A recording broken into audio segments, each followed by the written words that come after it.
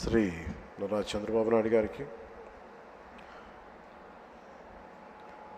గౌరవ మానవ వనరుల అభివృద్ధి, information technology, electronics and communication, real time governance శాఖ మాత్యులు శ్రీ నారా లోకేష్ గారికి,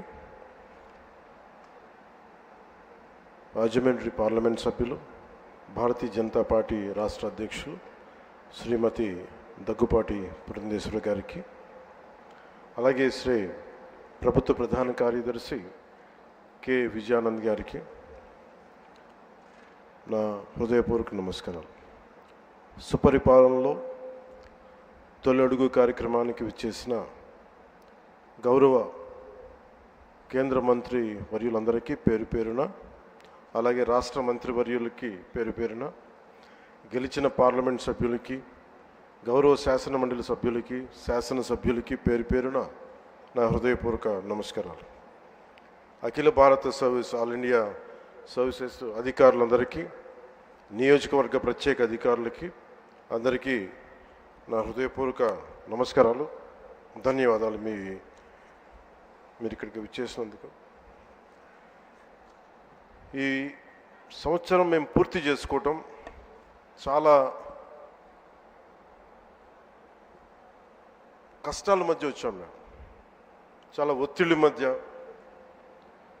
ఒక 5 సంవత్సరాలు, ప్రత్యేకించి నేను 2014 నుంచి రాష్ట్ర విభజన జరిగినప్పటి నుంచి ఆంధ్రప్రదేశ్ అభివృద్ధి బాగుండాలని ఆకాంక్షించే వ్యక్తిని.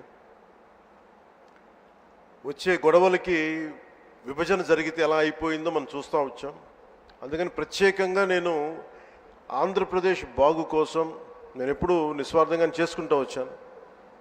2014 నుంచి 2019, 2019 నుంచి 2024కి ప్రభుత్వం మారిన వెంటనే ఒక కన్స్ట్రక్టివ్ అప్రోచ్ నుంచి ఒక డిస్ట్రక్టివ్ అడ్మినిస్ట్రేషన్, డిస్ట్రక్టివ్ గవర్నెన్స్ మొదలైంది. ఇది ప్రజాస్వామ్య హితాన్ని కోరుకునే ప్రతి ఒక్కరికి కూడా చాలా ఆందోళన కలిగించింది. ఈరోజు మేము గౌరవ ముఖ్యమంత్రి గారి నాయకత్వంలో సాధించినవన్నీ చెప్పబోయే ముందు అసలు ఈ పరిస్థితికి ఎలా వచ్చాం, మీకు కూడా ముఖ్యంగా అధికారులు ఉన్నారు, గౌరవ శాసనసభ్యులు ఉన్నారు, ఒకసారి మనం గుర్తుకు తెచ్చుకోవడం చాలా చాలా అవసరం. ఎందుకంటే మనం చాలా త్వరగా మర్చిపోతాం. మన మీద కూడా చాలా బాధ్యత ఉంది. అవన్నిటినీ ఒకసారి గుర్తు తెచ్చుకొని మళ్ళీ మనం వచ్చే సంవత్సరానికి ఇంకెంత బాగా చేయగలం అన్న దానికోసం మీకు తెలియజేస్తున్నాను. మమ్మల్ని అందరినీ ఎంత ఇబ్బంది పెట్టారంటే, ఒక సగటు మనిషి దగ్గర నుంచి దేశం మొత్తం ఆయన ఆలోచనల్ని ఆదర్శంగా తీసుకొని పాలసీ మేకింగ్ అయ్యే ఒక దశాబ్దాల అనుభవం ఉన్న, సుదీర్ఘమైన అనుభవం ఉన్న ఒక ముఖ్యమంత్రి గారి, ఒక తెలుగుదేశం పార్టీ నాయకుడు శ్రీ నారా చంద్రబాబు నాయుడు గారి స్థాయి దాకా గత ప్రభుత్వ పాలకులు ఎంత ఇబ్బంది పెట్టారంటే ఇంకంతా ఇంతగా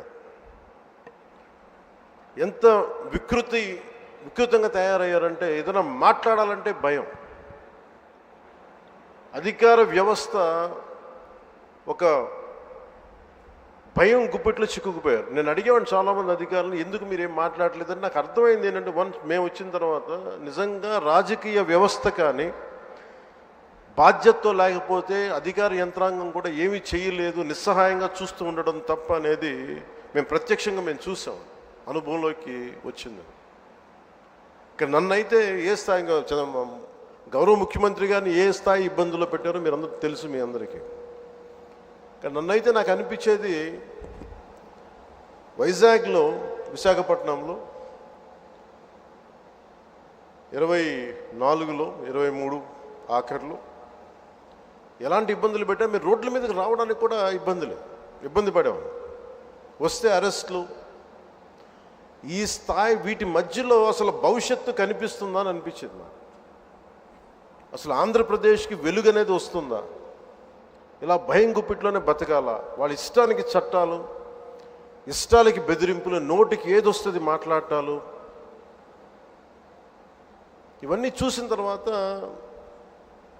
ముఖ్యంగా ఇక్కడ చాలామంది ఉన్నతాధికారులు అందరూ ఉన్నారు, నియోజకవర్గ అధికారులు ఉన్నారు, శాసనసభ్యులు మీరందరూ ఉన్నారు. కాబట్టి అది జరగకుండా కనుక కూటమి ప్రభుత్వం రాకుండా కనుక ఉండుంటే ఎలా ఉండేది ఆంధ్రప్రదేశ్ని ఒకసారి మన అందరం కూడా ఒకసారి ఆలోచించాలి వన్స్.